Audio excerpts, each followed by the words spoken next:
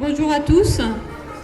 Merci pour votre présence aussi nombreuse. Alors, je suis très heureuse d'être là aujourd'hui puisque c'est la première fois que j'introduis les Jeudis du Savoir.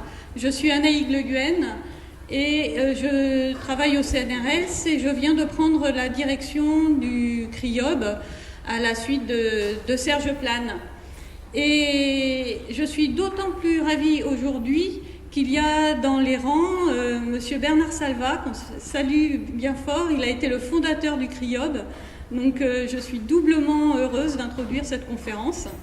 Cette conférence qui va être soutenue par Éric Lua. Merci Éric pour cette participation au Jeudi du Savoir. Éric est vétérinaire, directeur d'études, directeur de recherche à l'EPHE. Et il va nous présenter une conférence sur le shark feeding et les controverses. Donc faire un point d'actualité sur ce sujet. Je te remercie.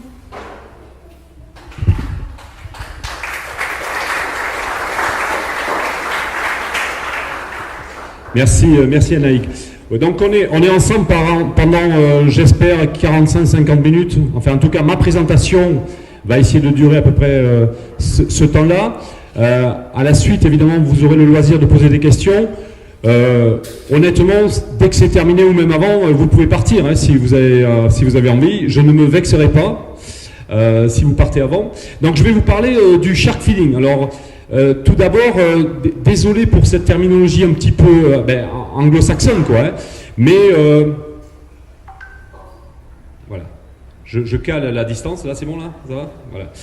Oui, donc une terminologie, je disais, anglo-saxonne, mais qui est quand même consacrée. C'est-à-dire maintenant, a priori, tout le monde sait ce qu'est le shark feeding. Donc aujourd'hui, en fait, je vous propose, alors non pas forcément de répondre à cette question-là, hein, mais c'est de vous amener des éléments les plus objectifs possibles pour que vous-même, vous fassiez, je dirais, une idée, en fait, de ce phénomène, de cette technique, quelque part. Et que vous en discutiez avec efficacité dans les repas de famille animés lorsque cette thématique vient sur la table. En plus de la nourriture, évidemment. Ok, donc vous le savez, j'appartiens au CRIOB et vous le constatez, je suis sponsorisé par Crécy. C'est important. Ok, donc tout d'abord, évidemment, des définitions. Alors, le terme feeding est évidemment le plus classique. On parle aussi en termes plus scientifiques, hein, anglo-saxons toujours, de artificial provisioning. Donc, et en fait, ça veut dire quoi? Ça veut dire nourrissage artificiel. Hein, donc c'est ça le feeding. Ceci étant, si vous voulez, sous ce terme un peu générique de feeding, se cachent diverses pratiques. Et il me semble important de vous les rappeler ou d'attirer votre attention sur le fait que, vous voyez, les anglo-saxons ici, en tout cas d'un point de vue scientifique, alors juste une précision, ce que je vous avance comme idée, a priori, avec une démarche qui se veut rigoureuse et scientifique, je l'étaye la plupart du temps, voire systématiquement, je l'étaye par des citations scientifiques. Donc, vous voyez ici, il y a en général un petit 1. Alors, le petit 1, ça veut dire que ce dont je vais parler, ou ce que je vais dire à propos de ça, c'est dans cette publication scientifique qui est citée ici. Donc, en fait, Gallagher et ses collaborateurs, eux définissent, et c'est admis à peu près par toute la communauté scientifique, 3 types de feeding, entre guillemets. Le premier, c'est ce qu'ils appellent le chumming. Alors le chumming, on pourrait dire, pour simplifier, que c'est de l'appâtage liquide. Vous voyez, donc ici, on parle d'huile ou de liquide, en tout cas, ou des petits morceaux, des tout petits morceaux, si vous voulez, de particules.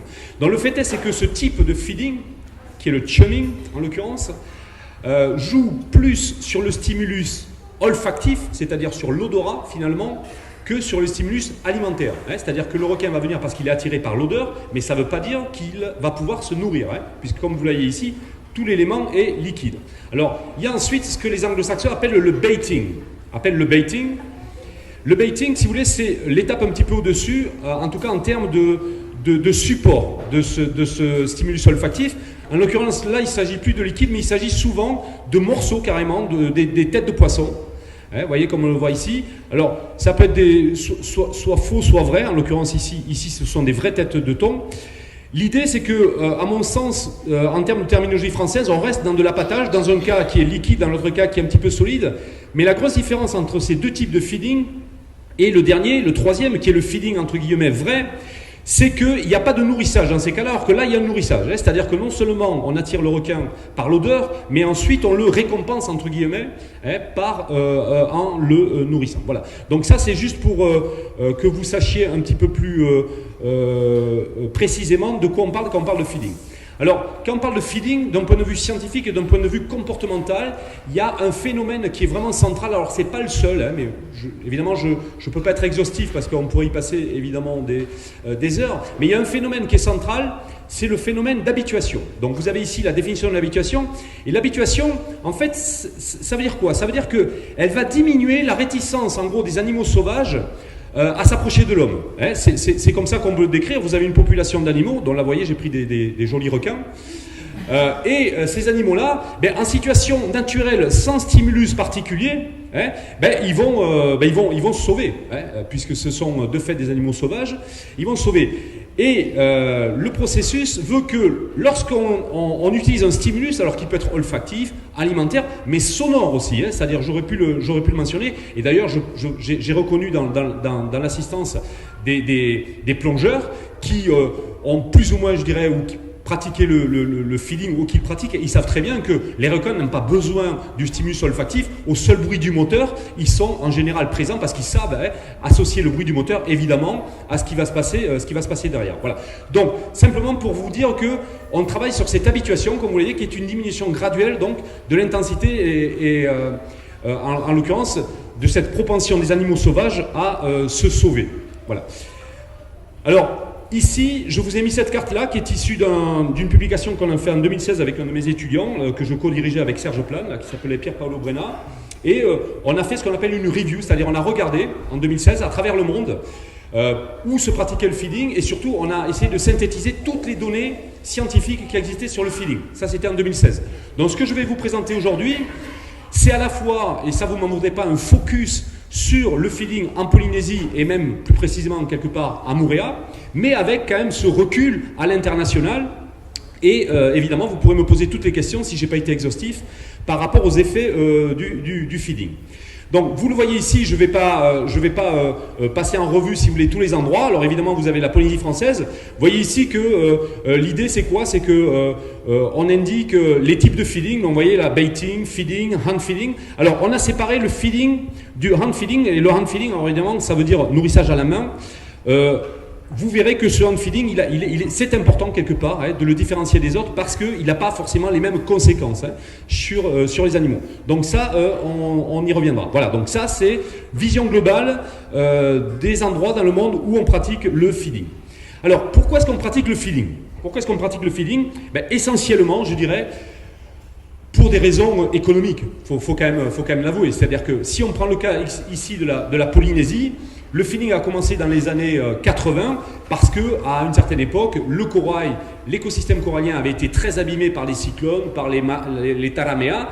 Et quand les plongeurs amenaient des clients, des touristes sous l'eau, ils voyaient des coraux morts, c'était quand même pas super. Et ils n'étaient pas certains, évidemment, de voir des requins parce qu'il faut savoir que les requins, en situation naturelle, et s'ils ne sont pas conditionnés, en général, les requins fuient l'homme. Hein. C'est des animaux qui sont extrêmement prudents. Alors, évidemment, vous êtes habitués, pour certains, à minima, aux requins pointe-noire qu'on voit dans les lagons. Et c'est vrai que le requin pointe-noire, qui n'est qu'une espèce parmi d'autres, c'est une espèce plutôt sympa, mais et qui est habitué à l'homme. Et c'est pour ça que d'ailleurs que vous le voyez assez facilement. Mais globalement, les requins ont peur de l'homme. Alors, pourquoi pratique-t-on le feeding? Raison essentiellement financière. Il y a une autre publication là, de Gallagher, de ses collègues, qui sont des Américains qui travaillent beaucoup, comme vous l'avez compris, sur le feeding. Eux, ils ont publié, ils avaient recensé à l'époque, donc en 2011, 375 centres de plongée dans le monde qui pratiquaient le feeding. On passe qu'aujourd'hui, bon ça c'était il y a quand même presque 10 ans, maintenant on doit probablement avoir dépassé les 400. Et ces autres chercheurs-là, eux, ils ont fait une étude économique à l'échelle mondiale et ils ont montré quoi? Ils ont montré que, en publiant le papier à peu près à la même époque, que le budget annuel sur lequel budget qui reposait donc sur le feeding était de l'ordre de plus de 300 millions de dollars donc à travers le monde. Avec, vous voyez, beaucoup d'opérations, la majorité ici aux États-Unis, mais dans le Pacifique, ici sous l'appellation Océania, on est évidemment en deuxième position, c'est-à-dire que beaucoup de feeding se pratiquent aussi dans le Pacifique. Alors ce qui me semble intéressant sur le plan économique, c'est vous dire que dans cette même publication scientifique, il y a des projections qui sont faites économiques et qui montrent que ces chiffres donc devraient plus que doubler et atteindre quasiment 800 millions de dollars à 10 ans après, c'est-à-dire en 2023. Et ce qui est intéressant, c'est qu'au-delà de cette progression significative, de l'ordre de 100% ou plus de 100% sur 10 ans, elle risquerait de dépasser le budget de la pêche des requins. Budget de la pêche des requins qui, au jour d'aujourd'hui, est évalué à peu près à 650 millions de dollars. Voyez, donc un gros enjeu quand même, un gros enjeu, je dirais, économique sur ces activités, j'allais dire, alors pas que de nourrissage, mais en tout cas de visionnage, d'observation des requins en milieu naturel. Alors, toujours pareil, il me semble intéressant de ramener ça le plus près de chez vous, je dirais. Et alors, qu'est-ce qu'on peut dire sur Moorea ? Sur Moorea, il y a une étude qui a été faite, qui a à l'époque assez fait parler d'elle, parce que, à l'inverse des autres auteurs là, que je viens de citer, qui faisaient une étude globale, nous ce qu'on a fait, c'est que, d'abord on a étudié évidemment les requins citrons, je vous détaillerai cette étude ultérieurement, mais sur le plan économique, ce qu'on a fait, on a fait une évaluation individuelle des requins citrons. C'est-à-dire que je vous montrerai comment dans notre étude, on a réussi à différencier les requins citrons les uns des autres, ok ? Et en fait, on a déterminé qu'il y en avait 12 ou 13 qu'on a appelés des requins résidents. Et ces requins résidents étaient quasiment tous les jours sur les sites de feeding. Et on a calculé justement ce qu'un de ces requins résidents pouvait rapporter à l'île de Moorea en une année.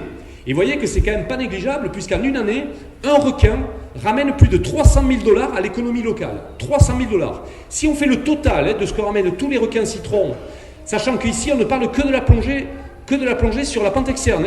On n'a pas pris en compte le feeding, entre guillemets, lagonaire, de Tiaola et autres, qui, à mon avis, est loin d'être négligeable, voire même supérieur en termes économiques à la plongée. Simplement, la plongée rapporte plus de 5 millions de dollars, on pourrait dire 5 millions d'euros,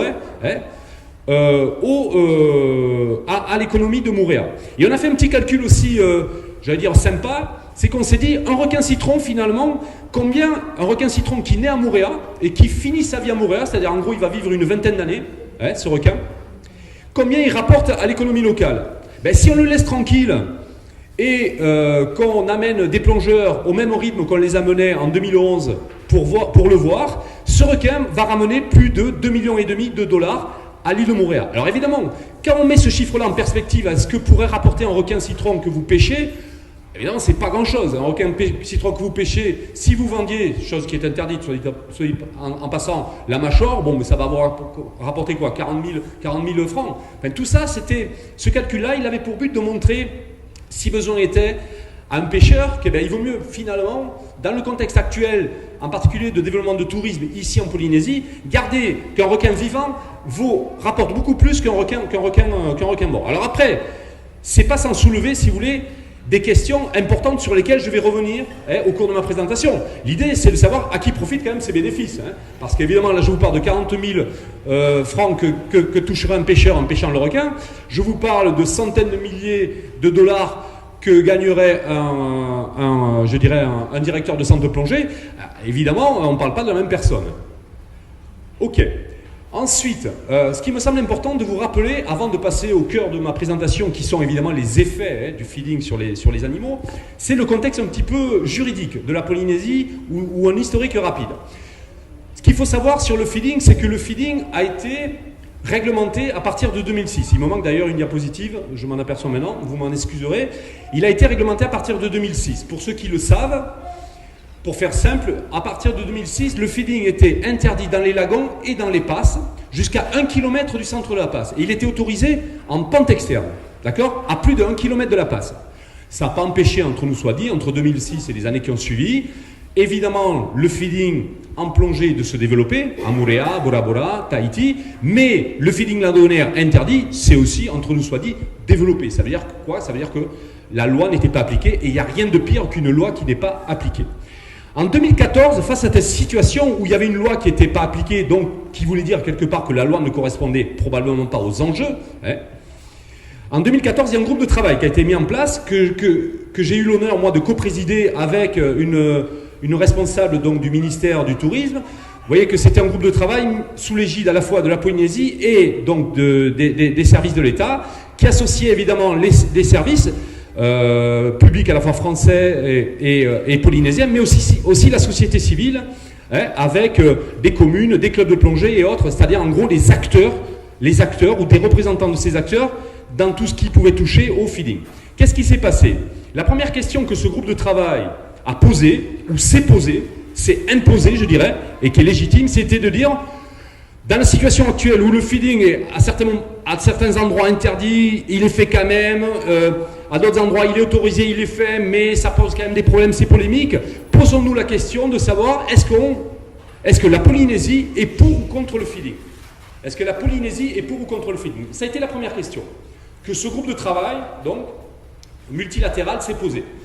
On a demandé à cette époque-là au CRIOB de nous faire un rapport sur, comme vous pouvez voir, un état des connaissances sur l'impact du shark feeding. Donc ça, c'était en 2014. Ce rapport a été rendu au groupe de travail et il y a eu un vote au sein du groupe de travail, d'accord, auquel était présenté la DIREL, les AFMAR, tout ce que vous voulez. Et ce vote, il a débouché sur une décision qui était la Polynésie décide de poursuivre le shark feeding. D'accord? Ça, cette décision, elle a été prise en 2014.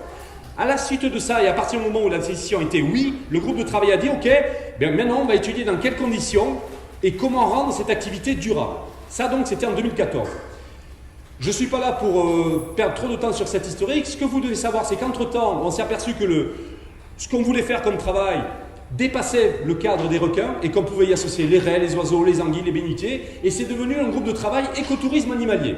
Ce groupe de travail, il s'est réuni plusieurs fois entre 2015 et 2016, et il a décidé que des études devaient être lancées pour aboutir donc aux objectifs de rendre durable et attractif cet écotourisme.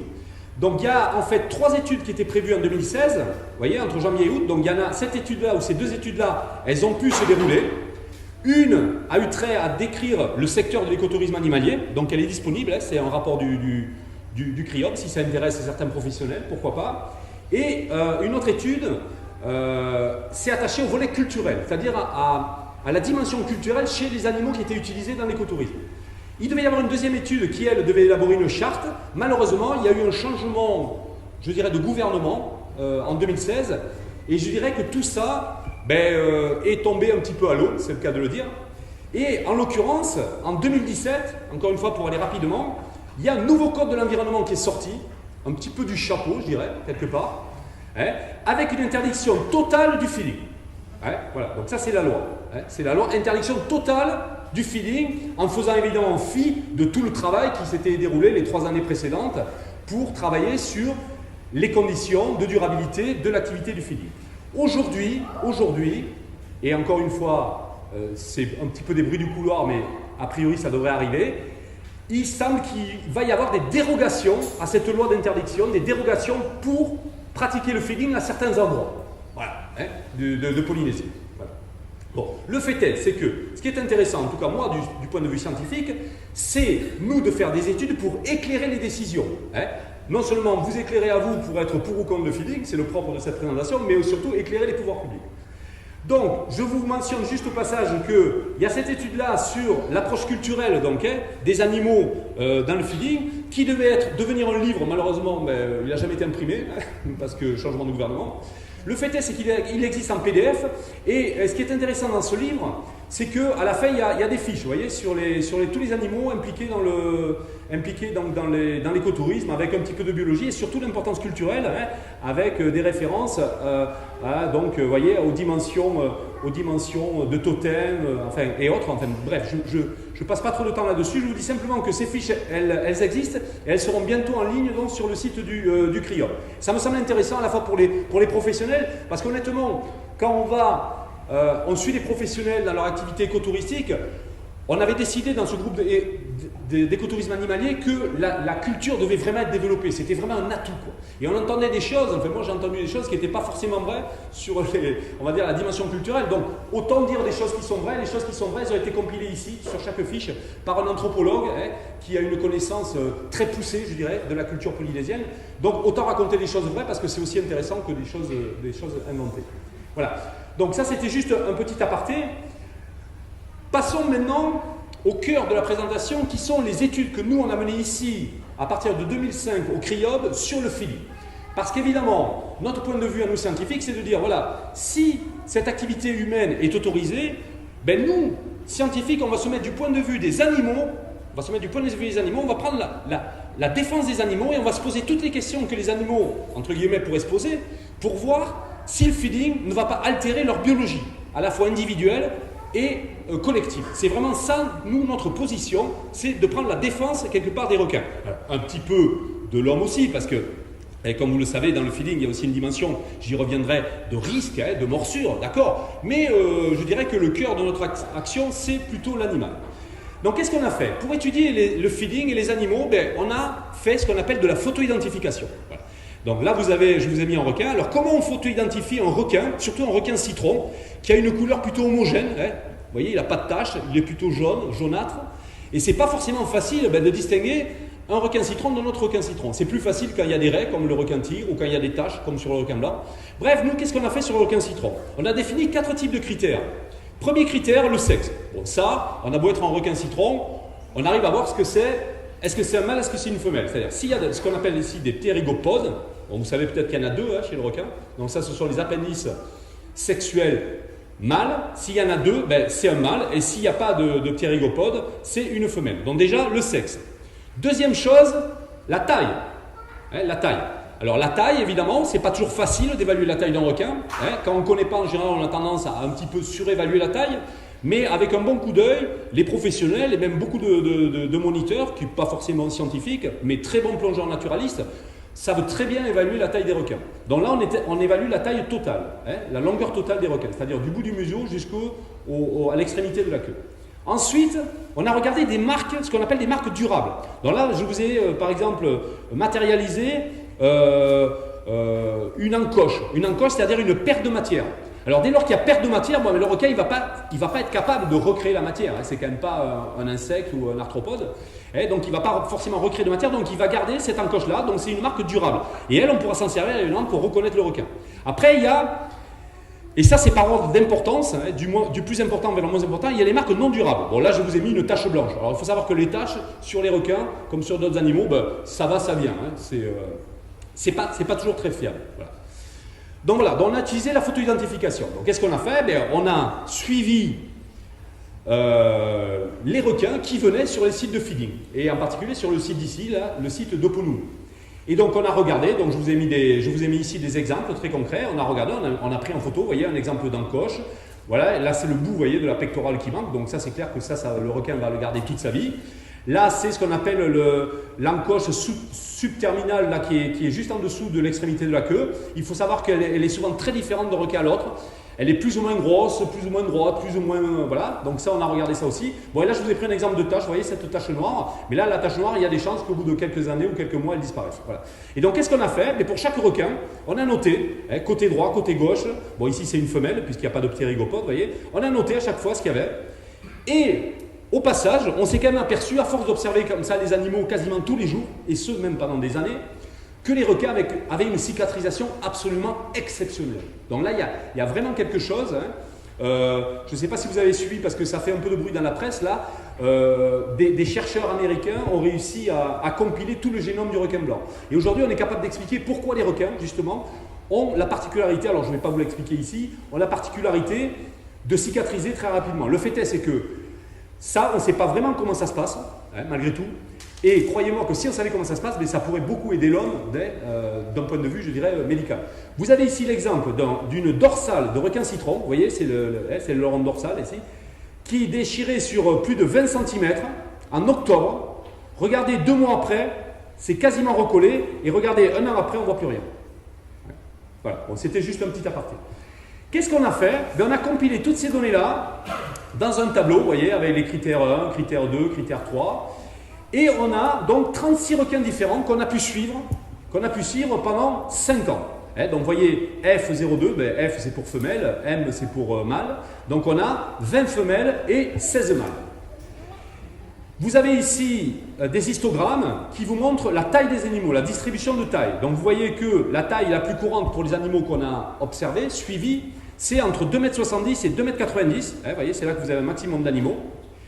Vous en avez ensuite pas mal qui font quasiment 3 mètres. Bon, c'est que des femelles. Les femelles ont tendance à être plus longues que les mâles. Et ici, quelques animaux qui font évidemment moins de 2,50 m.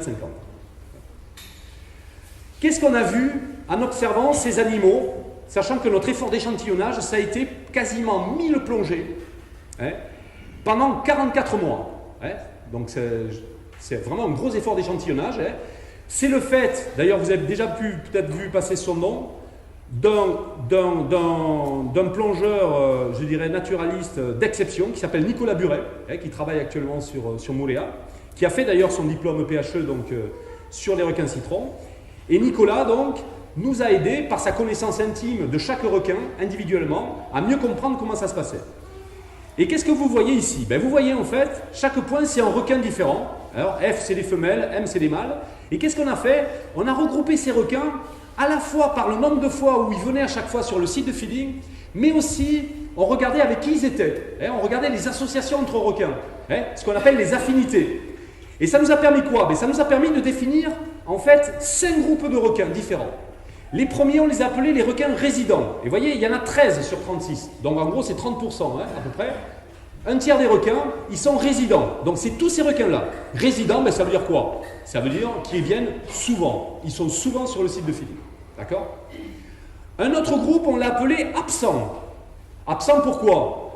Parce que ces requins-là, vous voyez, il y a 2 mâles, 2 femelles, ils ne viennent pas souvent. Alors on les a vus, j'allais dire régulièrement, pendant les 5 ans, mais pas souvent. Ensuite, il y a eu un groupe de requins qu'on a appelé imprévisibles. Alors, c'est quoi la différence entre imprévisible et absent? C'est que absent, on les a vus pas souvent, mais un peu toujours à la même époque. Puisque rappelez-vous, on a fait ça plusieurs années. D'accord? Donc nous, on a dit, bon, mais ils sont pas souvent là, quoi. Mais ils sont là tous les lundis, quoi. En revanche, il y en a d'autres qui n'étaient pas souvent là, mais on ne pouvait jamais savoir s'ils venaient lundi, mardi, mercredi. Donc ça, c'est les imprévisibles. Donc il y en a 5. Et il y en a d'autres qui ne sont pas représentés là, mais qui existent quand même. C'est les nouveaux. Alors là, les nouveaux, en fait, ils sont arrivés sur la fin de l'étude, dont on n'a pas eu assez de données, en fait, pour les classer. C'est pour ça qu'on a dit, bon, mais voilà, c'est les nouveaux. Et on a aussi les fantômes. Alors, eux, les fantômes, c'est quoi? Eux, ils sont venus ni souvent, et encore moins sans qu'on puisse l'anticiper, quoi. Voilà, dans les fantômes. Vous voyez, donc on a réussi à cataloguer entre guillemets nos requins, et ça veut dire quoi? Ça veut dire que l'effet du feeding, il y en a un, indéniablement, mais vous voyez qu'il est très différent finalement selon les animaux.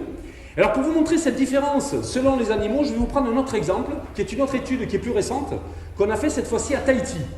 Et c'est sur le requin tigre, avec un autre plongeur qui a fait son diplôme PHE ici sous ma direction au Criable, qui s'appelle Michel Beck. Michel Beck, qui travaille à l'hôpital, donc, qui est un très bon plongeur, qui est infirmier je dirais professionnellement parlant, très bon photographe aussi. Donc Michel, lui, il a étudié la fidélité au site des requins tigres à Tahiti. Donc certains d'entre vous ont probablement plongé au site de la Vallée Blanche, où il y a des têtes de thon et des restes de poissons qui sont enfermés dans un tambour. Bon, c'est pas toujours comme ça, mais c'est souvent comme ça que ça se passe. Ça se fait à peu près, enfin les tambours c'est 1 à 3 par jour, bon, sachant que c'est quand même pas tous les jours non plus qu'il y a du feeding. Le principe c'est que le tambour il est mis à l'eau vers 8h le matin, d'accord? Alors le tambour de machine à laver, d'abord ça coûte pas cher, puis c'est vachement sympa, il y a des trous dedans et tout, donc ça laisse passer l'odeur. Mais quand les requins arrivent, même les requins tigres, ils n'arrivent pas à ouvrir le tambour, enfin pas à chaque fois. Et le fait est, c'est que les plongeurs plongent 1 ou 2 fois, et vers 13h en général, on ouvre le tambour et on lâche la nourriture. Bon, tout ça, évidemment, ça va créer une habituation. Alors, pas que des requins tigres, pour ceux qui sont allés à la Vallée Blanche, bien évidemment, il y a du requin gris, il y a du pointe noire, il y a du requin nourrice, il y a du requin citron, il y a du requin corail, il y a tout ce qu'on veut. Mais moi, ce qui nous intéresse, c'est l'effet du feeding sur le requin tigre.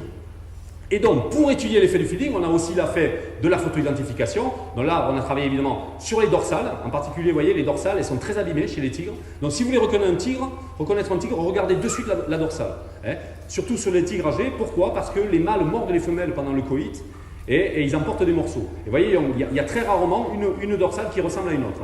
Donc, les dorsales sont très importantes en matière de photo-identification, en tout cas chez le tigre. On a travaillé sur la queue aussi, vous voyez.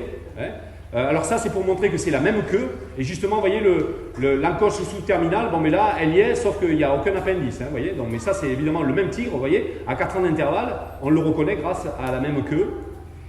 On a travaillé sur évidemment les rayures, hein, vous voyez, donc ça c'est le même tigre 2011 en 2015, donc 4 ans après. Là, vous pouvez vérifier, hein, mais bon, là sur le coup, vous allez me faire confiance, j'imagine. Mais c'est les mêmes. Hein. Et on a travaillé aussi sur des marques pérennes. Alors là, je vous ai pris un exemple. C'est par exemple ce requin qui va garder une cicatrice probablement à vie parce qu'il a eu un hameçon là, pendant plusieurs mois. Hein. Il a eu un hameçon qui lui a abîmé la commissure droite là, de la bouche. Bref, voilà. Donc, on a fait la photo d'identification. On a aussi mesuré les animaux. Hein. Alors pour les mesurer, il faut savoir qu'au-delà de 3 mètres, alors les citrons ça va jusqu'à 3 mètres, 3 mètres 30, ça va. Mais au-delà de 3 mètres, c'est très difficile d'être précis. Hein. Il faut vraiment avoir l'habitude pour arriver à évaluer les requins. Alors qu'est-ce qu'on a fait nous? On avait posé une règle au fond. Hein. Alors, d'abord, c'était pas toujours commode parce que le requin ne voulait jamais y aller à côté. Quand il y allait à côté, il la prenait, il nous la tordait. Enfin bon, bref, il y a des films assez sympas quand même sur les épisodes de règles. Mais on s'est amélioré. Pourquoi? Parce qu'on a fait ce qu'on appelle de la photogrammétrie. C'est-à-dire qu'on a fixé ici un appareil photo, vous voyez, sur une planche avec 2 lasers parallèles et fixes. Et ces lasers qui sont allumés, évidemment, quand on est sous l'eau, ils projettent des points parallèles sur le requin. Et quand le requin est bien perpendiculaire, ou plutôt parallèle à vous, là vous faites une photo, vous avez vos 2 points et ça vous permet d'extrapoler. Et ce qui nous a permis d'ailleurs de montrer qu'on n'était pas si mauvais que ça visuellement, parce qu'on fait une erreur qui est de l'ordre de moins de 10% sur l'évaluation visuelle des requins. C'est-à-dire les requins qu'on a pu évaluer à la fois nous, visuellement, et avec cette méthode qui est beaucoup plus précise, ben on se trompe la plupart du temps, même en dessous de 5%. Enfin, les 3-4 personnes qui travaillaient sur le sujet. Donc tout ça, on l'a compilé dans des tableaux, vous voyez, avec des photos de présence, absence. On a aussi compilé des données environnementales pour essayer d'expliquer aussi la présence des requins. Pourquoi certains jours il y en a pas. On a regardé la hauteur des vagues, le vent, la température de l'eau, tout ça. Voilà. Quels sont les résultats? Les résultats, c'est que, vous voyez, sur la taille déjà, hein, on s'aperçoit que la grande majorité des requins qui viennent à la Vallée Blanche, ils se font entre 3 mètres, 3 et 4 mètres. Hein, donc c'est des gros bébés, hein, quand même déjà. Hein. 3 et 4 mètres. Vous voyez qu'il y en a quand même, et c'est pas mal, 8%, hein, quasiment 1 sur 10, qui font plus de 4 mètres. Hein. Donc on a des grosses mémères là qui sont à 4,30, 4,35. Ça c'est évidemment encore plus gros, hein, puisque chez le requin, il faut savoir que la taille n'est pas homothétique. C'est-à-dire quand le requin il va grossir, ça ne va pas être de façon uniforme. Hein, c'est-à-dire que ça va être de façon exponentielle. Hein. Donc il y a une grosse différence entre un requin de 4 mètres 20 et un requin de 4 mètres. Hein. Et vous voyez que les petits finalement ne sont pas très présents. Alors là aussi, c'est une étude qui a duré 5 ans. Hein, et quasiment 1000 observations ont été faites, avec des fois pas d'observations évidemment, il n'y avait pas des requins tigres à chaque fois. Et qu'est-ce qu'on a pu montrer? On a montré, donc là vous avez tous les requins, vous voyez, tigre 03, tigre 01, tigre 29 et tout, qui sont classés par occurrence. Hein, c'est-à-dire de la gauche vers la droite, c'est les requins qui sont le plus présents vers le moins présent, avec je crois le nombre de jours en fait où ils ont été présents à chaque fois sur le site de film. Et qu'est-ce qu'on remarque? On remarque que si on prend les 5 individus qui ont été le plus présents, à eux 5 seulement, c'est-à-dire 10% des animaux, ils représentent plus de 50% des observations. Si vous en rajoutez 5, c'est-à-dire vous êtes à 10 individus, ça fait 20% de votre échantillonnage, 20% des requins, vous avez plus de 75% des observations. Et donc, ce qui me semble très important à vous faire remarquer, c'est que 80% des animaux, finalement, en 5 ans, ils sont venus, en moyenne, je dis bien, quasiment moins de 5 fois. Donc ça veut dire quoi? Ça veut dire que le feeding, oui, il a un effet sur les animaux, mais il a un effet très discriminatoire. Il a un effet significatif sur 10% des animaux, important sur 20% et quasi, pas nul, mais en tout cas faible sur 80% des animaux. D'accord?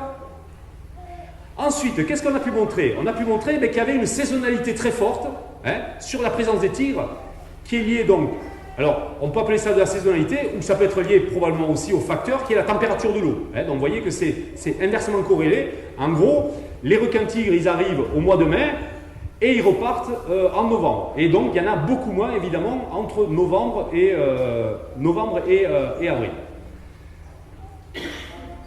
Autre question qu'on s'est posée, à laquelle on a pu répondre, mais en utilisant une technologie particulière qui est la technologie du marquage acoustique. Hein. Donc vous savez qu'il y a plusieurs types de balises. Là, je vais vous décrire la balise acoustique. La balise acoustique, il y a deux composantes. Il y a une composante qui est une balise, là, vous voyez, c'est une sorte de longue suppositoire.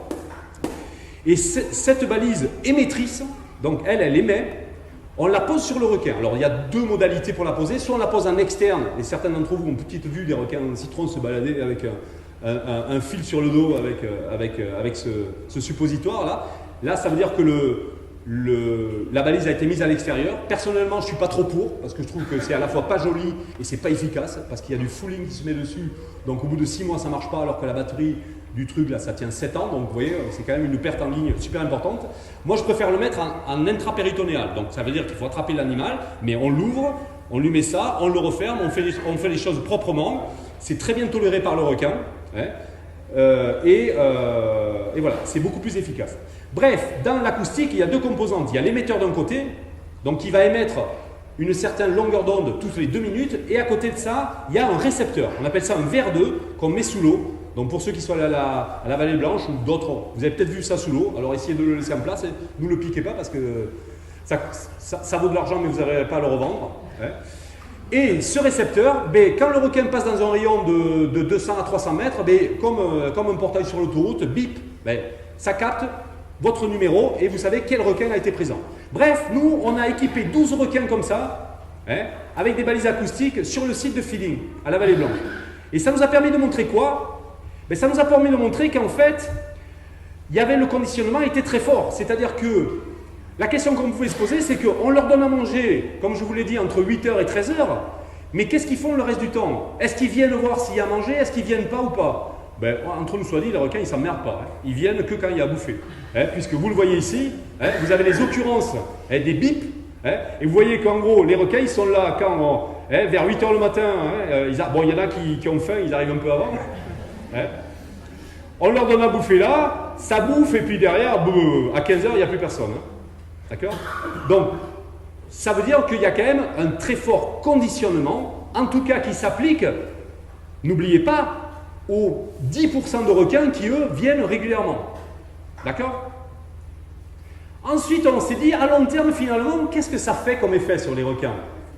Mais là, on a pris les 10 animaux les plus présents, c'est-à-dire 20% des animaux, et à chaque couleur, c'est une année différente. Vous voyez, donc en gros, il y a 4 ans d'études.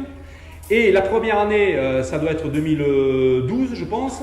Oui, non, 2013-2014. Ah non, oui, bon, enfin, 2013-2014, 2014-2015. Enfin, donc vous avez les années ici, et vous avez le nombre de jours que le requin a été vu. Vous voyez?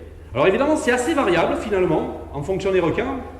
Mais nous, ce qui nous a semblé important, en tout cas moi, ce que j'ai envie de vous faire remarquer, c'est que finalement, dans le pire, mais je dis bien le pire des cas, puisqu'on a pris les animaux qui étaient là la plupart du temps, aucun requin n'est jamais resté toute l'année sur le site, et les requins, ici par exemple T30, donc qui est une grosse femelle, elle est partie au moins 25 jours dans l'année à un moment donné. Et ce qui peut paraître intéressant, puisque elle c'est une grosse femelle, il faut savoir que les requins tigres mettent bas tous les 3 ans à peu près. Donc nous on pense que là, elle était en gestation ces années-là, si vous voulez. Non, je dis une connerie. Oui, c'est un début de connerie. Mais elle devait être en gestation, et là, probablement qu'elle est partie mettre bas. En gros, elle n'a pas mis bas à la Vallée Blanche. Hein, c'est ça que ça voudrait dire. Vous voyez, pour expliquer cette absence, quand même, par rapport à une régularité de présence. Bon, bref, ça n'est qu'une hypothèse. Hein, ça n'est qu'une hypothèse. Mais encore une fois, c'est pour vous dire que l'effet, il est présent, mais il est, encore une fois, extrêmement spécifique. L'autre question qu'on s'est posée, c'est est-ce que le feeding n'affecte pas la reproduction des animaux? Hein? Ce que vous devez savoir, c'est que les requins citrons, donc, sont des requins qui sont solitaires, mais assez sédentaires. C'est-à-dire qu'en gros, vos requins citrons, et vous l'avez compris, ceux qu'on a vus nous sur Moorea, c'est un peu toujours les mêmes. Mais il faut savoir qu'à la période de reproduction, les mâles en général de Moorea, ils ont tendance à aller à Bora Bora ou à Tahiti, et ceux de Tahiti à venir ici, si vous voulez, il y a un petit peu de mélange pour augmenter la diversité spécifique. Ils vont balancer un petit peu leur génétique à droite et à gauche. Et pourquoi? Pour éviter la consanguinité. D'accord? Donc ça, c'est un phénomène classique chez les requins. Pour les mâles, en tout cas, de partir. Et donc nous on s'est dit, vu qu'il y a distribution de hamburgers gratos tous les matins à 10h, ben les mâles, qu'est-ce qu'ils vont faire? Est-ce qu'ils vont choisir la bouffe ou plutôt le sexe? C'est la question dans la question qu'on s'est posée sur la reproduction. Alors là, je la présente de façon un petit peu humoristique, cette question-là. Mais elle a une conséquence très importante, c'est la diversité spécifique au sein de l'espèce. C'est est-ce que le feeding n'augmente pas la consanguinité, en favorisant la reproduction des animaux qui viennent sur le site de feeding.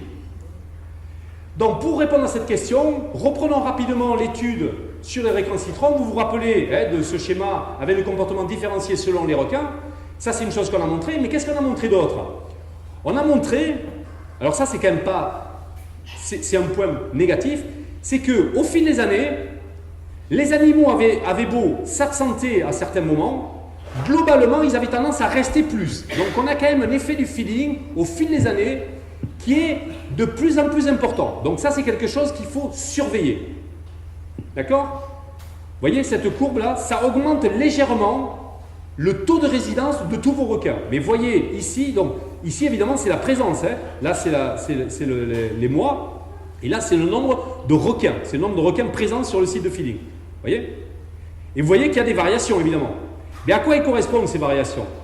Les variations elles correspondent à la période de reproduction. Mais ça j'allais dire c'est une bonne nouvelle, puisqu'on a la réponse. Entre la bouffe et le sexe, le requin il choisit le sexe. On est bien d'accord? Non, c'est pour voir si vous suivez. Ouais. Il choisit le sexe, d'accord? Donc ça, c'est plutôt une bonne chose. Ça voudrait dire que l'impact du feeding, a priori, serait moins grave qu'on pourrait le croire sur la reproduction. En revanche, ce qu'on a montré aussi, c'est que le feeding, a priori, pouvait augmenter l'agressivité. Et ça, je vais le développer. Donc là, vous avez par exemple un flanc d'une femelle, vous voyez, qui a été lacéré par les coups de dents et les morsures donc des mâles. Alors ça, évidemment, c'est pas forcément de la bagarre à but alimentaire, c'est encore une fois à but sexuel, puisque là il s'agit d'une femelle. Parce que, enfin j'y reviendrai après, le coït est extrêmement violent chez les requins. Ce qu'il faut savoir, c'est qu'au-delà, on n'a pas fait qu'observer les requins, nos requins citrons, de temps en temps, dans des conditions bien particulières, en général quand le requin était seul en fin d'après-midi, enfin vous voyez, on essayait de ne pas trop interférer avec le feeding. On biopsait les animaux. Donc ça c'est une arbalète avec une flèche. Au bout de la flèche, il y a ce qu'on appelle un emporte-pièce. Vous voyez, un emporte-pièce, c'est creux ici avec des petites barbules. C'est très tranchant. Et donc quand ça percute le requin, donc là on l'a tiré, on le tire en général dans la dorsale de façon à le traverser. Vous avez de la chair qui reste donc. Vous voyez ici, de la chair qui reste dans le tube. On récupère cette chair et avec cette chair, on fait quoi? On fait des analyses génétiques. Et qu'est-ce qu'on regarde? On regarde l'ADN des requins. Et on regarde surtout, on fait des analyses de paternité. Analyse de paternité, ça veut dire quoi? Ça veut dire qu'on reconstruit la famille. On regarde qui est le père, qui est la mère, qui est le frère, qui est la sœur. Et qu'est-ce qu'on a trouvé sur cette étude-là? Alors, sur cette étude-là, on a travaillé sur 40 requins, c'est-à-dire en gros, on a les 36 requins qui étaient sur Moorea, soit résidents pour certains ou non résidents pour d'autres, mais on est allé aussi à Bora Bora. On est allé à Bora Bora pour prélever. Et qu'est-ce qu'on a réussi à montrer? Honnêtement, on a été quand même assez surpris. Pourquoi? Parce que, comme vous le voyez sur ce schéma, tous les requins sont liés les uns aux autres. En gros, c'est une grosse famille. C'est une très grosse famille. Donc, vous voyez, ici, vous avez les couleurs. Ils sont tous en relation, sauf un requin de Bora, là. Lui, apparemment, il n'a aucune relation, je dirais, génétique avec le reste. D'accord? Alors, ça veut dire quoi, ça? Ça veut dire que, pour nous, ça a été impossible de montrer un effet négatif potentiel du feeding à Moorea, parce que, finalement, le gros enseignement de cette publication scientifique, c'est que la consanguinité chez les requins est extrêmement importante. Alors nous, on avait publié ça en 2013, depuis il y a eu d'autres papiers, mais jusque-là, ça n'avait pas été trop regardé finalement, la consanguinité. Mais il faut comprendre que la consanguinité est très très importante chez les requins. Et alors pourquoi ils peuvent se permettre d'avoir une consanguinité très importante? Notre hypothèse, qu'on n'a pas complètement validée pour l'instant, c'est qu'ils ont des mutations qui sont extrêmement faibles. Le taux de mutation, vous savez que les mutations sont naturelles, c'est même ce qui explique, selon Darwin, la théorie de l'évolution. Et donc certaines mutations font que vos gamètes sont automatiquement détruites, chez d'autres c'est conservé, et si les mutations sont porteuses d'avantages sélectifs, à ce moment-là, vous les gardez, vous les intégrez et vous évoluez en tant qu'espèce. Donc ce qui se passe, c'est que le problème de la consanguinité, c'est que quand il y a une mutation qui est néfaste, si votre gène qui a été muté se retrouve en face du même gène, admettons que vous avez un gène muté chez le père, il va forcément s'apparier avec un gène chez la mère. Mais le gène de la mère va probablement, forcément être dominant. Donc il va prendre le dessus sur ce gène muté. Donc la mutation ne va pas s'exprimer. Le problème, c'est que si plus vous êtes consanguin, plus vous avez des chances d'avoir la mutation ou des deux côtés, et donc le gène va s'exprimer. Et c'est pour ça que la consanguinité, on en a une mauvaise image, bien évidemment, à juste titre, parce que ça a des effets, je dirais, négatifs à terme. Excusez-moi de cette explication un petit peu laborieuse, mais c'est pour vous expliquer pourquoi la consanguinité peut être très importante chez les requins, parce qu'ils ne mutent pas beaucoup. Et donc, s'ils ne mutent pas beaucoup, ils n'ont pas forcément besoin de se débarrasser de ces gènes mutants. Voilà. Bon, écoutez, c'est comme ça. Le fait est que vous devez retenir, vous, c'est que nous n'avons pas pu prouver scientifiquement que le feeding avait des effets négatifs sur la consanguinité. Alors, pendant le feeding, surtout si on le fait toute l'année, on assiste à quoi? On assiste à la reproduction. Donc là, vous avez par exemple une femelle, vous voyez, citron, qui est courtisée par deux mâles. Par deux mâles, parce qu'il y a chez le requin, pas que citron, mais chez les requins, ce qu'on appelle la polyandrie. C'est-à-dire que la femelle va se faire féconder par plusieurs mâles. Et ça, c'est pour augmenter la diversité génétique de ces petits. Là, qu'est-ce qu'on constate nous aussi? On constate des femelles, vous voyez, qui ont des blessures ici sur le flanc, parce qu'elles ont été mordues pendant le coït. Alors pourquoi elles ont été mordues par le coït? Parce que je vous ai mis une photo ici, alors ce n'est pas un requin citron, ce sont des requins pointe noire, mais ça se passe un petit peu pareil, vous voyez.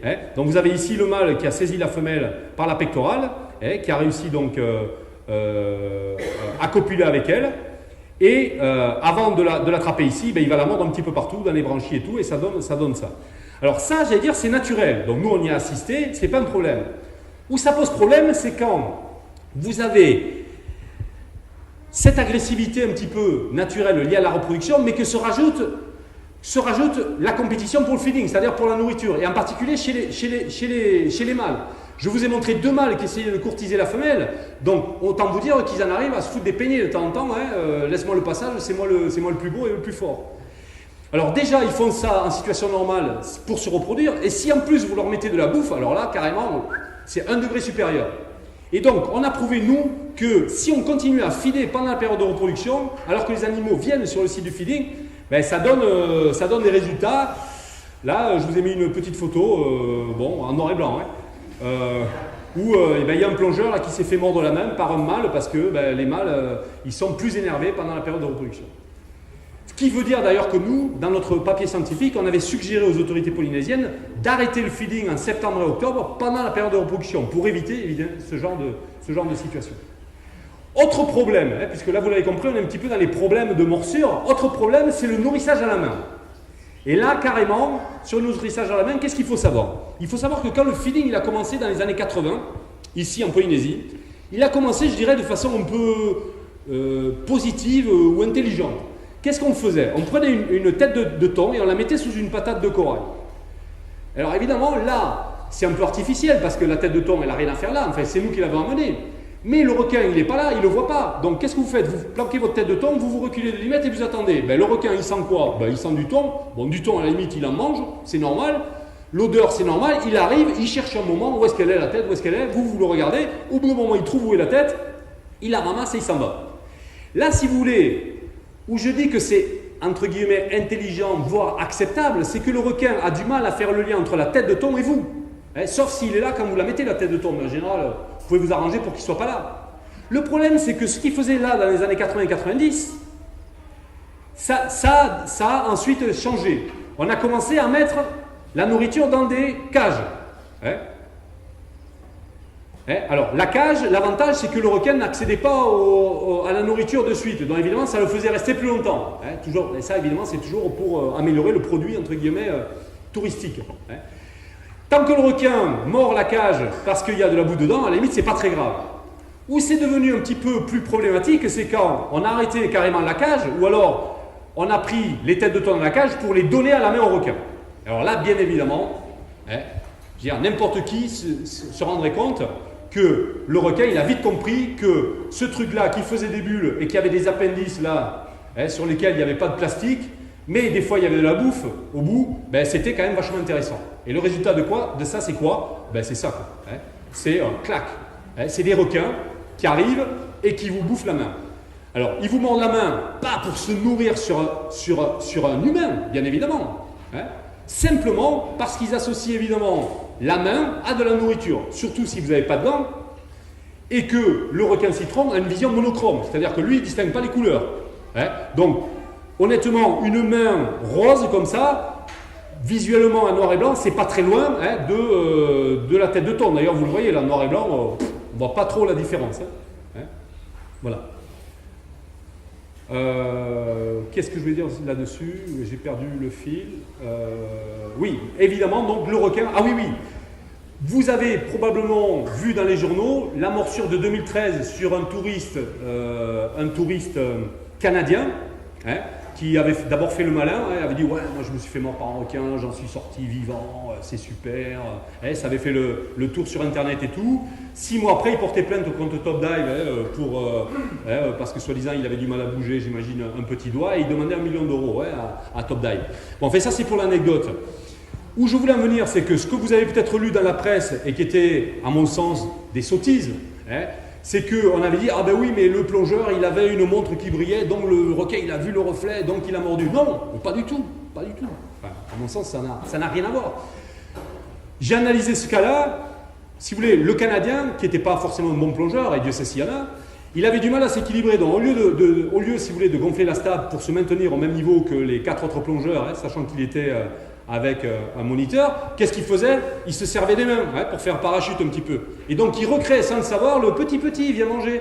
Il y a quelque chose à manger. Donc un requin citron, tout à fait bonhomme, qui passait par là dans la colonne d'eau à côté de lui, ou qui le suivait, parce qu'évidemment, ça j'y reviendrai dessus, il faisait probablement du smelling, c'est-à-dire que il maintenait les requins avec eux. Il a vu la main qui faisait guili, il arrivait, crunch, mordu, relâché, donc même pas genre j'essaie d'arracher la main, non, il a cru que c'était un truc qu'on lui donnait à bouffer, il a mordu, il a relâché. Le problème c'est que quand un requin de 3 mètres vous mord la main et vous la relâche, elle n'est pas toujours jolie, quoi. Voilà, Non mais tout ça pour dire que tout ça c'est rien que de très normal, et c'est lié, encore une fois, au nourrissage à la main. Justement, pour parler de Bora Bora, puisque j'en parlais à l'instant avec cette histoire du plongeur, ce schéma-là qui est dans une publication, justement, qui analyse, si vous voulez, tout ce qui s'est passé à Bora Bora, là vous avez les années, vous voyez, 2005, sachant que l'observation des requins a commencé évidemment avant 2005, 2007, 2009, ici vous avez l'intensité de la réponse. Quand on pense de l'intensité de la réponse au niveau requin, réponse par rapport à quoi? Par rapport au risque de morsure. Mais qu'est-ce qui s'est passé? En tout cas moi, si vous voulez, je pense que j'ai défini 3 phases différentes à Bora Bora, suite à de multiples interviews. Il y a une phase 1 en fait, où tout se passait relativement bien. Vous voyez que le risque de morsure il était très bas. C'était quoi? C'est quand à Bora Bora, on faisait un peu comme à Moorea ici, on mettait les têtes de thon sous les patates. Ça a duré jusqu'en 2005 à peu près, ou 2006. À partir de 2006, il a commencé à y avoir des changements. On a commencé à faire du smelling, on a commencé à faire surtout du hand feeding, c'est-à-dire à nourrir à la main. Donc là, vous avez le niveau de risque qui a encore augmenté. Soit dit en passant, il y a eu déjà une morsure ici en 2009, sur un moniteur, à Bora Bora. Et carrément, dans la phase 3, alors là, c'est le summum, on fait du nourrissage en surface, pour faire monter les requins citrons, parce qu'évidemment, c'est pas assez d'amener des plongeurs bouteilles pour les voir au fond. On veut aussi que les snorkeleurs voient les requins citrons. Donc, qu'est-ce qu'on fait? On met de la nourriture à la surface et nos citrons, on les fait monter. Or, le requin citron, c'est un requin benthique. C'est un requin qui, quand vous le voyez, normalement, il a carrément le bide collé au corail. Il nage au fond, le requin citron. Vous le voyez rarement en pleine eau, le requin citron, sauf pour se nourrir. Et quand il est en pleine eau, le requin citron, il est moins, les anglo-saxons disent secure, c'est-à-dire qu'il va avoir un comportement potentiellement exacerbé. Alors ceci étant, entre nous soit dit, vu ce qui se passe, donc là vous avez une photo là, d'un plongeur j'ai failli vous en mettre une où il était à cheval, enfin bon, vous allez sur YouTube et vous faites Bora Bora Lemon Shark et vous allez en prendre plein les yeux sur ce qui peut se passer à Bora Bora. Autant vous dire que ces pratiques-là, bien évidemment, elles augmentent le risque. Tout ça pour vous dire, mais vous commencez à le comprendre, que Pour moi, et j'y reviendrai, il y a la question certes feeling pour ou contre, mais il y a aussi une autre question, dès lors qu'on accepte le feeling, c'est bon feeling et mauvais feeling. Hein.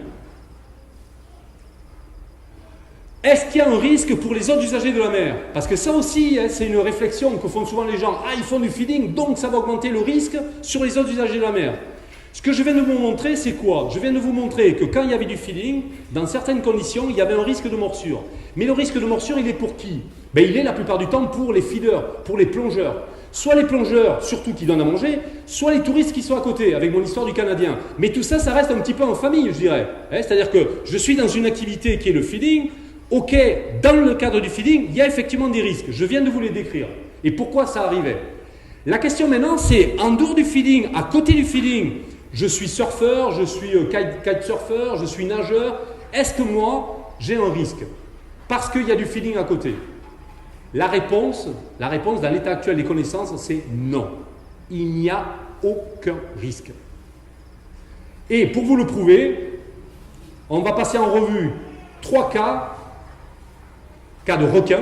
Je prends l'exemple du requin tigre ici, et je vais vous prendre 2 exemples, Hawaï et Polynésie. À Hawaï, pas de feeding, hein, en tout cas du requin tigre, pas de feeding, et des morts, des attaques, sur surfeurs en général. Polynésie, du feeding depuis les années 80-90, 0 attaque.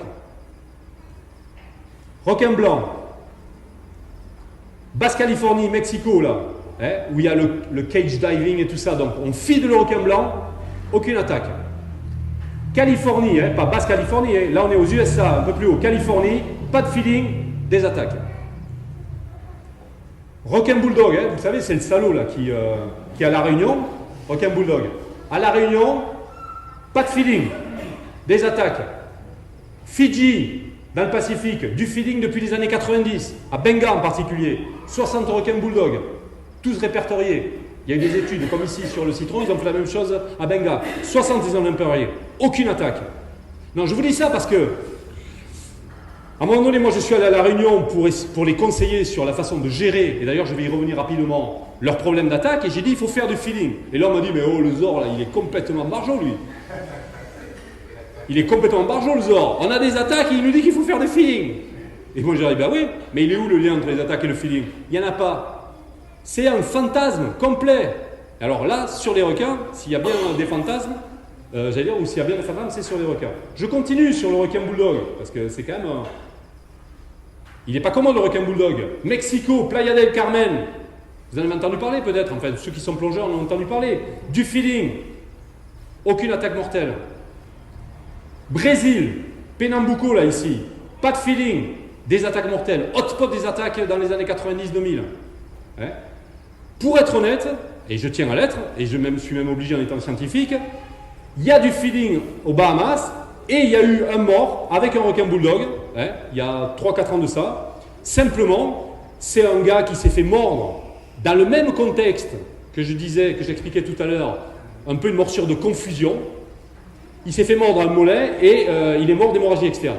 Ça peut arriver, hein, voilà. Mais honnêtement, vous avez un cas, et quand vous regardez tout ça, et je ne suis pas exhaustif, j'aurais pu prendre toutes les destinations, hein, je ne suis pas exhaustif, hein, y compris sur le requin blanc, on aurait pu parler de l'Australie, de la Tasmanie, de la Nouvelle-Zélande. Bref, si vous voulez, moi je vous mets au défi, et même n'importe quel scientifique, de me prouver un lien entre le feeding et les morts. Il n'y en a pas. Et c'est même logique, enfin moi je comprends que c'est logique.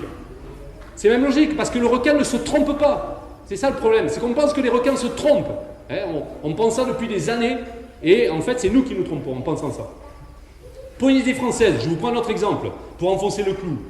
Je vous prends les 2 dernières morsures un peu conséquentes. Vous en avez, je pense, entendu parler. Ça s'est passé à Makemo.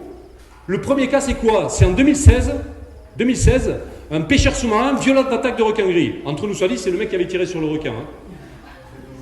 Ouais, non mais voilà. Hein. Donc là, c'est le salaud, c'est le requin gris, violente attaque. Ouais, ben tu parles. Le gars, ils étaient 2, un qui tire un poisson, le requin vient pour bouffer le poisson, l'autre il veut empêcher le requin de bouffer le poisson, il tire sur le requin, la flèche rentre dedans. Le requin commence à partir, comme il ne veut pas perdre la flèche et l'arbalète, il tient ça, mais qu'est-ce qu'il fait le requin? Il lutte un peu et puis il se retourne et il mord le plongeur. Et me dire, est-ce que c'est la faute du requin dans l'affaire? Je ne suis pas certain, si vous voulez, que ce soit la faute du requin. Quoi qu'il en soit, hein, ça s'est passé à Makemo, où il n'y a pas évidemment de feeding. Hein. Autre morsure, vous n'en avez pas entendu parler parce que c'est resté relativement discret, c'était en janvier 2018. C'est un surfeur, toujours pareil, à Makemo. Vous voyez qu'il s'est fait mordre ici à la cuisse. On a analysé, nous. Ah tiens, c'est un message subliminal.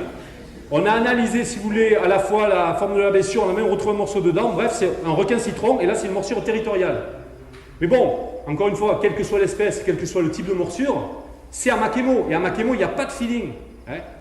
Et honnêtement, le lien entre le feeling qu'il pourrait y avoir à Bora Bora, Moorea, Tahiti et Makemo, à mon avis, il est léger. Enfin voilà, c'était pour vous prouver que les intuitions ne sont pas toujours bonnes, les intuitions. Un petit passage par l'intérêt scientifique du feeling. Parce que le feeling, c'est un outil, vous avez compris, ça permet d'agréger des animaux qu'on a du mal à voir, ça permet de les agréger. Et nous, on s'en sert scientifiquement. Donc, je vais vous parler de 2-3 trucs qui me semblent intéressants. L'idée, c'est quoi? C'est que le requin citron, normalement, il est solitaire toute l'année, sauf à la période de reproduction, en conditions naturelles, évidemment. Alors, nous, on s'est posé la question, quand on les agrège artificiellement, qu'est-ce qui se passe? J'ai commencé à répondre. Mais nous, on s'est posé d'autres questions en disant, finalement, quand on a des animaux solitaires et qui sont en conflit interindividuel pour l'accès à la nourriture, est-ce que, par exemple, la bagarre, elle est systématique? Donc, on a repris les données et on a continué à observer nos requins citrons. Vous voyez, on a mis en place un site de feeding, là il y a de la nourriture, et on a mis une GoPro au-dessus, donc ces images-là, elles ont été prises par la GoPro au-dessus, on a une GoPro sur le côté, on a du feeding, on filme, pendant qu'on feed et on regarde tout ce qui se passe. Et après, par ordinateur, on analyse. Donc on analyse, là par exemple, on a un requin qui, vert et noir, les deux s'approchent de la bouffe en même temps, il y en a un, hop, qui va esquiver, oui, enfin, il y en a un plutôt qui va attaquer et dans l'autre cas, il va esquiver. Donc, ce qu'on a regardé, au-delà des associations que je mentionnais tout à l'heure, c'est-à-dire de voir quel requin était avec quel requin en même temps sur le site du feeding, on a regardé les relations de dominance d'un animal à l'autre. Et qu'est-ce qu'on a trouvé? On a trouvé qu'il y avait une socialité assez surprenante chez le requin citron. Donc, vous voyez, ça, c'est de nouveau un schéma qui montre les relations entre animaux, avec à chaque fois le sexe, mais aussi les histoires de dominance. Donc, quand c'est rouge, ça veut dire que c'est dominant. Vous voyez, donc, F21, là, les deux femelles, elles sont hyper dominantes.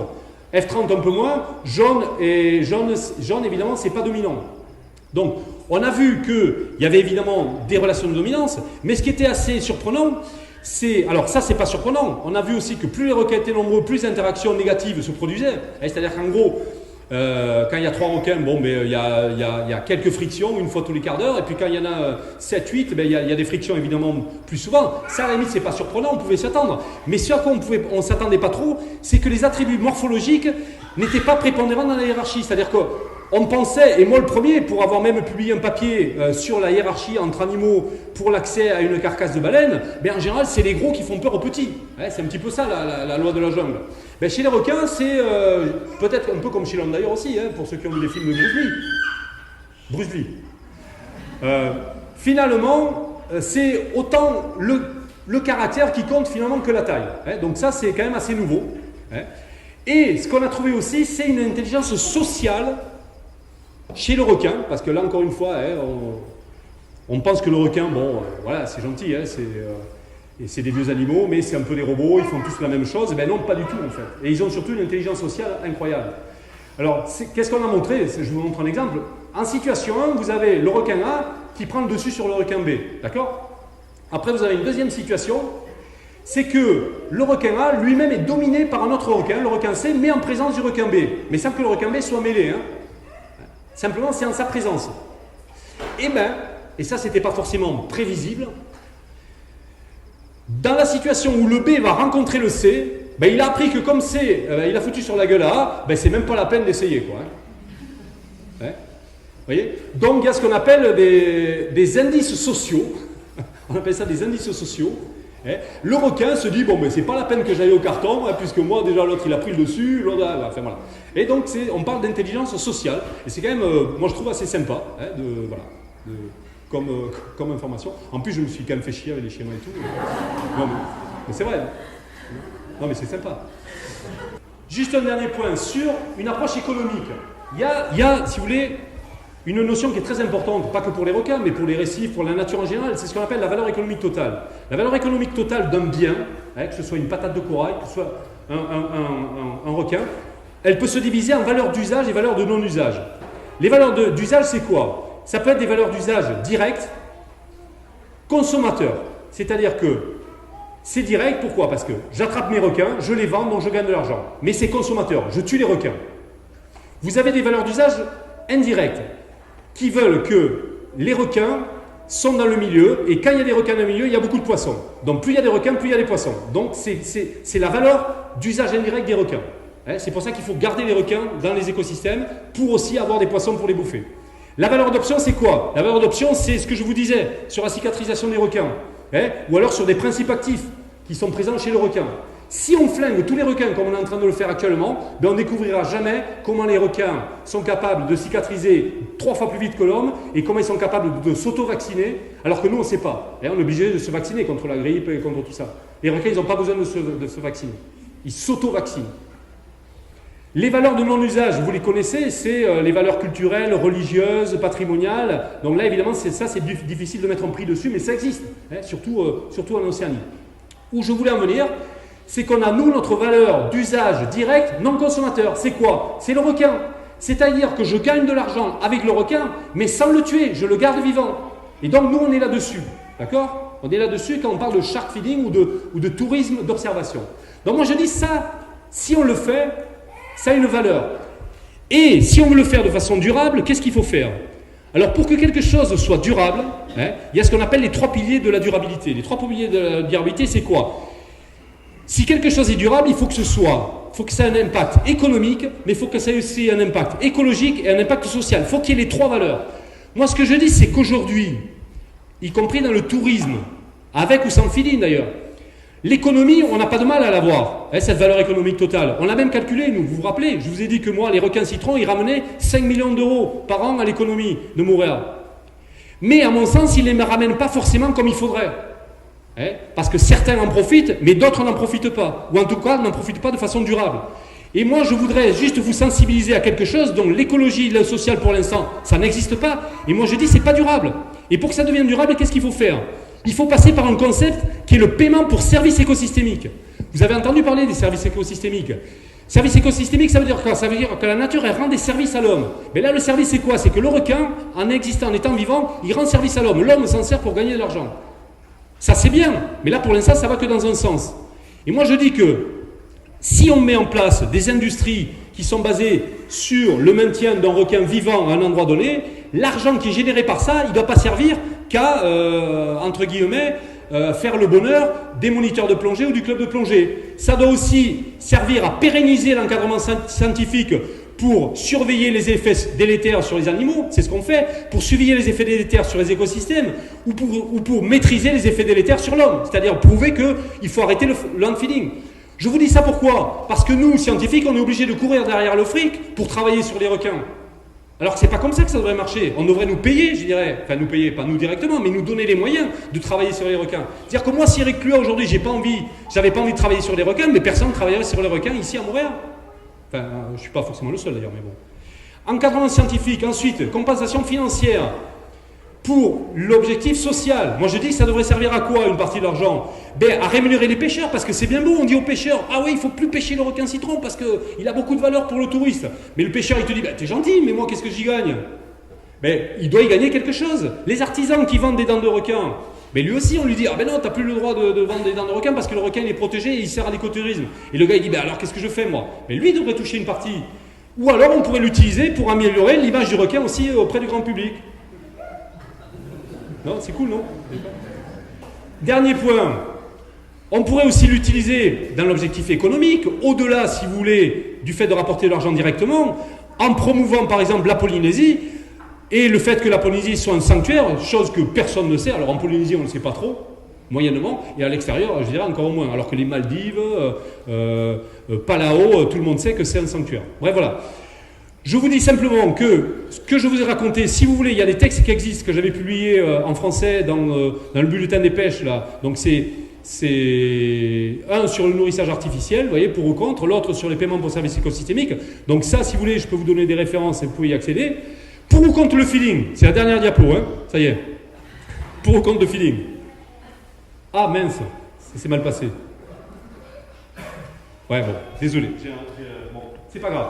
Donc pour ou contre le feeding, hein, moi j'ai envie de vous dire, enfin je me dis que certains d'entre vous doivent se dire, ah ok, il est sympa, il a des jolies photos, mais quand même, on sent que le mec, il est pour le feeling, quoi. Non, c'est pas vrai? Si, c'est vrai. Alors, j'ai envie de vous dire, non, d'abord. C'est pas mon boulot. Oui, un peu, parce qu'évidemment, on a tous son avis, mais ce qui est important pour moi, à vous faire comprendre, c'est que la question pour ou contre le feeling, pour, contre, à mon sens, en tout cas, c'est ce que prouve, et là, si vous voulez, c'est objectif, c'est pas Eric Cluat militant. Ce que prouve le feeling, c'est que ce pour et ce contre, finalement, vu les effets qui existent, mais qui ne sont pas, je dirais, catastrophiques ou qui sont gérables, hein, c'est ce que je vous ai montré, ça relève de l'idéologie. Moi, je n'ai pas d'état d'âme là-dessus. On me dit, on ne fait pas de feeling, ok. Par exemple, au Costa Rica, ils ont décidé, pas de feeling. Et ils se démerdent très bien, ils gagnent beaucoup d'argent avec ça. Hein, c'est même un atout marketing. Aux Bahamas, ils ont dit, on fait du feeling. Pas de souci. Ce que je veux dire, c'est qu'on peut développer des industries rémunératrices avec ou sans feeling. Alors, il y a des endroits où c'est plus facile que d'autres. Hein. À Costa Rica, ils disent pas de feeling. Ah ouais, ils ont des bandes de milliers de marteaux. Donc forcément, t'as pas besoin de faire de feeling parce que tu es sûr d'en voir quelques-uns, quoi. Après, ce qu'on sait, c'est que, et les plongeurs qui ont de la bouteille ici en Polynésie, je ne vais pas prendre René parce que qui approche la centaine d'années, non, de plongée. En Polynésie, combien de fois tu as vu de requin-tigre sous l'eau, toi, en plongée? Jamais. Et tu as combien d'heures de plongée en Polynésie? Un peu plus d'1 millier. Hein, voilà. Hein, vous avez un exemple. Honnêtement, si vous ne filez pas les requins-tigres à la Vallée Blanche, vous ne les verrez jamais. D'accord? Voilà. Ceci étant, donc, il y a certains endroits où on peut filer, d'autres où on ne peut pas, ça relève de l'idéologie. Et moi, je n'ai pas de problème avec ça. Je respecte autant le Costa Rica que les Bahamas. Vous voyez, je ne parle même pas de la Polynésie.